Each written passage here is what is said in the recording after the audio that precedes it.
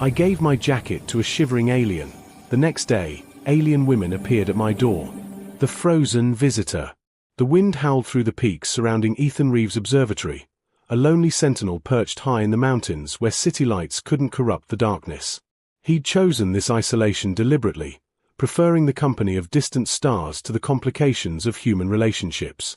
That night, however, the universe had other plans. Checking his weather instruments outside, Ethan's flashlight caught something unusual. A figure collapsed near the tree line, half buried in fresh snow. His astronomer's mind catalogued the impossibilities even as his feet carried him forward. The lavender tint of exposed skin, the way her dark hair seemed to shimmer with an inner light despite being frozen with ice crystals. She was unconscious but breathing, each exhale creating clouds that sparkled strangely in the beam of his light. Ethan's hands trembled as he wrapped his thick winter coat around her delicate frame. Despite her alien nature, she felt remarkably human in his arms as he carried her inside.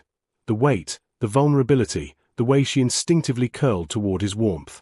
In the observatory's small living quarters, Ethan laid her on his couch, cranking up the heating system. As he built up the fire, he studied her features in the flickering light. Her face held an ethereal beauty, high cheekbones, full lips with a subtle violet hue, and when her eyes briefly fluttered open, they were the deepest purple he'd ever seen, like nebulae captured in crystal. "You're safe," he whispered, not knowing if she could understand. Her hand, surprisingly warm now, briefly squeezed his before she slipped back into unconsciousness. Ethan maintained his vigil through the night, alternating between checking her vital signs, remarkably similar to human baselines, and staring in wonder. He'd spent years searching the cosmos for signs of other life, and now that life had literally fallen into his world. As dawn painted the peaks gold, her eyes opened again, fixing on his face with an intensity that made his heart race. "Thank you," she said in accented but clear English, her voice like wind chimes. "I am Lyrian. I crashed. My sisters will worry." "Sisters?" Ethan asked, but she had already drifted back to sleep, leaving him with 1,000 questions and the strangest feeling that his solitary life had just ended. Sisters of the stars. 3 days passed in a surreal dance of discovery.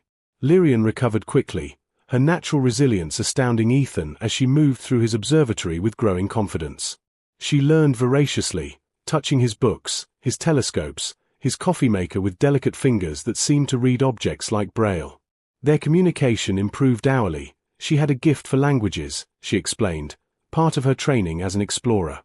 The morning everything changed started like the others, with shared tea and Lyrian's musical laughter at Ethan's attempt to pronounce words in her language.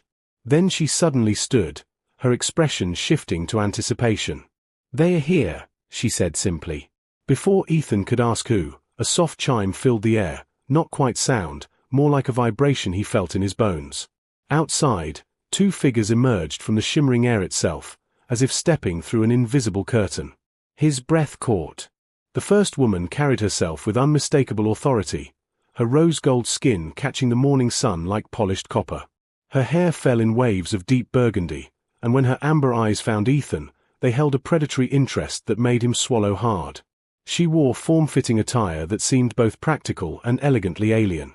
Her companion provided a striking contrast, silver-blue skin that seemed to glow from within, hair like spun moonlight arranged in an intricate style, and eyes of the palest blue. Where the first woman radiated heat and intensity, this one seemed to embody winter starlight, serene and mysterious. "My sisters," Lyrian said warmly, embracing them both. "Morwyn," she indicated the rose-gold woman who was now circling Ethan with obvious interest, and Celeste, the silver-blue woman who offered a gentle smile. "So you're the one who saved our little explorer," Morwyn said, her voice rich like aged wine. She stepped unnecessarily close, her exotic perfume, something like cinnamon and ozone, filling his senses. "How generous." Her hand briefly touched his arm, leaving his skin tingling. "We're grateful," Celeste added softly, her voice like cool water. "Lyrian transmitted much about you. Your kindness, your work studying the stars." Her gaze drifted to his telescope. "Perhaps we could share knowledge." Over the following hours, Ethan's quiet world transformed into something magical. The sisters explained their crashed vessel, now cloaked nearby while auto repairs progressed. Morwen dominated the space, touching everything, asking bold questions about human physicality and romance that left Ethan flustered. She seemed to delight in his discomfort, her laughter bright and teasing. Celeste, meanwhile, gravitated toward his research, her brilliant mind absorbing his work on stellar formations. When their fingers accidentally touched over a star chart, she didn't pull away, and Ethan found himself lost in her ethereal eyes. Learning to connect. The observatory had never felt so alive. A week into their stay, the sisters had transformed Ethan's monastic existence into something vibrant and unpredictable. Each woman brought her own energy to his space, creating a complex dynamic he struggled to navigate. Morwen had claimed the kitchen as her domain, experimenting with earth ingredients while wearing one of Ethan's oversized sweaters that somehow looked impossibly elegant on her. "Taste this," she commanded one evening, holding a spoon to his lips with a mischievous smile. The flavors exploded, familiar yet alien, like everything about her. She stayed close as he savored it, her hand resting on his chest. "Your heart races," she observed with satisfaction. "Is that the spice, or is it me?" Before he could answer, she was kissing him, bold and passionate, her lips sweet with alien spices. When she pulled back, her amber eyes sparkled with triumph. "On our world," she whispered, "we don't hide our desires." Later that night, Ethan found himself on the observation deck with Celeste. She'd been quieter since Morwen's bold move, but not withdrawn. Instead, she seemed to be waiting, patient as stellar evolution. They stood together watching the cosmos wheel overhead, her presence cool and calming after Morwen's intensity. "Your universe is beautiful," she said softly. "We've traveled far, but rarely have we found someone who sees it as we do." Her hand found his, their fingers intertwining naturally. "Morwen burns bright and fast, like your sun. I am more like your distant stars, constant, patient." She turned to face him, starlight caught in her pale eyes. "Both have their place in the cosmos, don't they?" The question hung between them, loaded with meaning.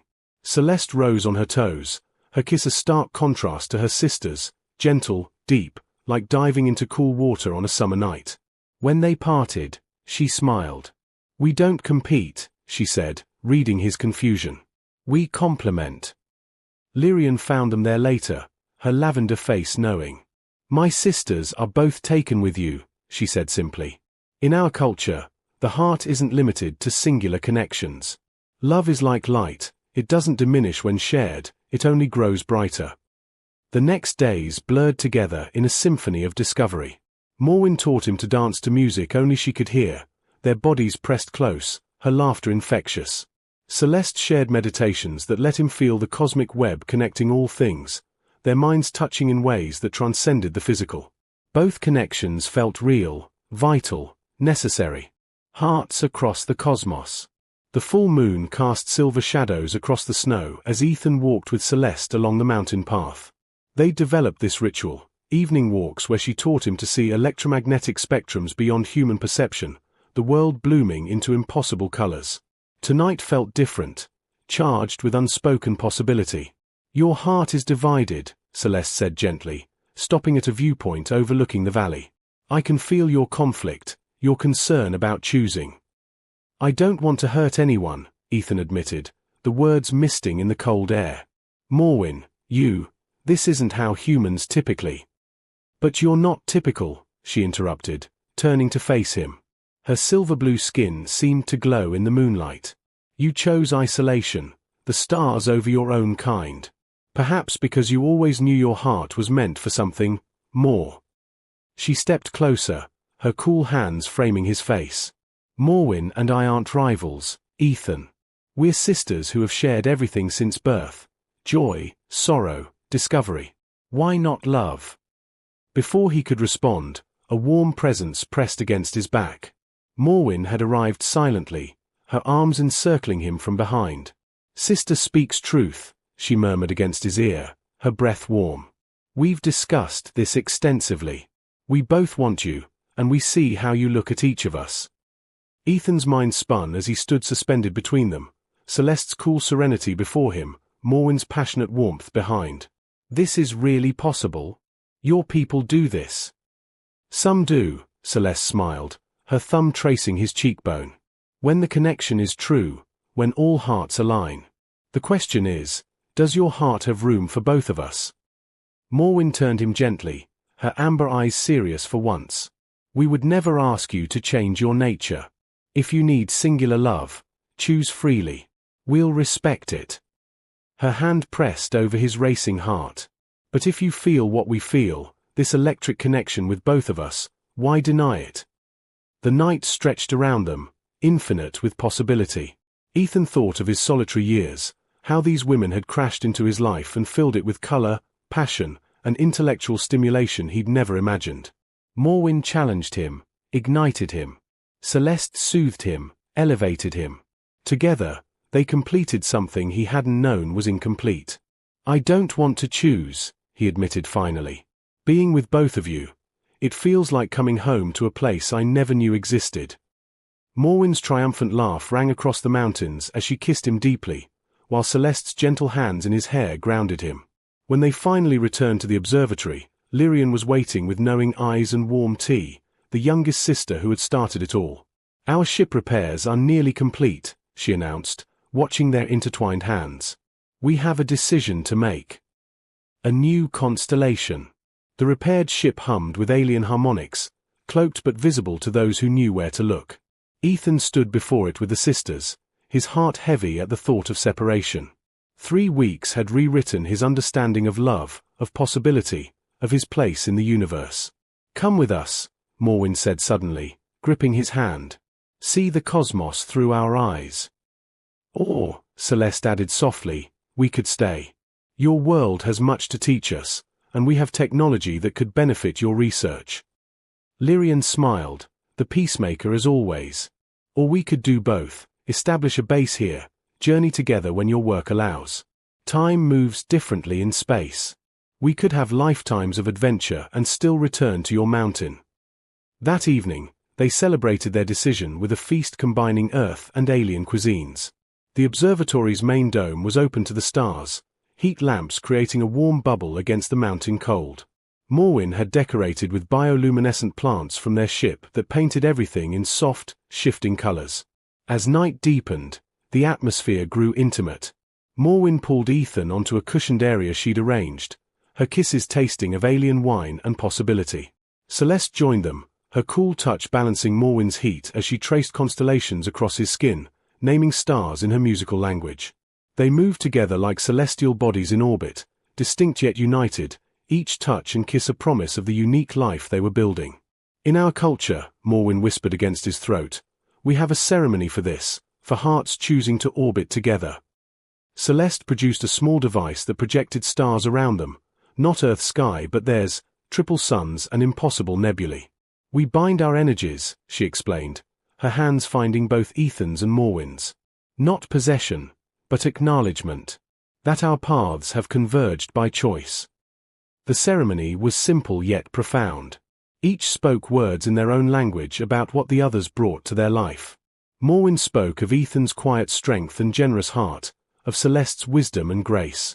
Celeste praised Morwen's passion and courage, Ethan's curiosity and kindness.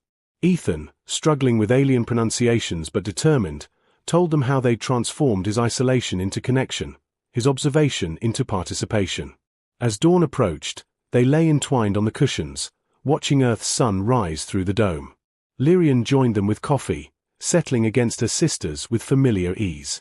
The youngest explorer had found more than a new world, she'd found a new family configuration that transcended species.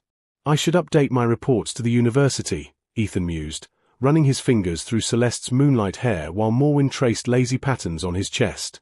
Tell them you've made first contact, Morwen suggested with a laugh. Very, very close contact. The observatory was quiet except for their laughter echoing off the dome, for souls from 2 worlds creating their own constellation of love, unexpected, unconventional, and absolutely perfect. Lessons from the inscription of Stars 1. Love requires understanding, not sameness. Marcus and Lirelei come from different species with distinct ways of expressing affection, humans through physical touch, Thylorians through harmonic resonance. Their relationship thrives not because they're similar, but because they take time to learn and appreciate each other's differences. True connection comes from embracing what makes someone unique rather than expecting them to conform to our own ways. Point 2. Actions speak louder than words. Marcus first caught Liralay's attention not through grand gestures, but through quiet acts of service, staying late to fix atmospheric processors for Thylorian younglings without being asked. The most profound connections often begin with simple kindness and genuine care for others' well-being. Point 3. Vulnerability is a gateway to intimacy. When Liralay reveals the inscription with Marcus's name, she makes herself vulnerable by sharing her culture's sacred tradition. When Marcus holds the memory crystal and experiences her emotions, he opens himself to a completely foreign way of connecting. Deep relationships require the courage to be vulnerable and share our authentic selves. Point 4. Trust means supporting each other's values. During the crisis, Marcus must choose between following orders and saving the Thylorian memory stones. He chooses to honor what Liralay values most, her people's cultural heritage. Real love means understanding and protecting what matters most to our partner, even when it requires sacrifice.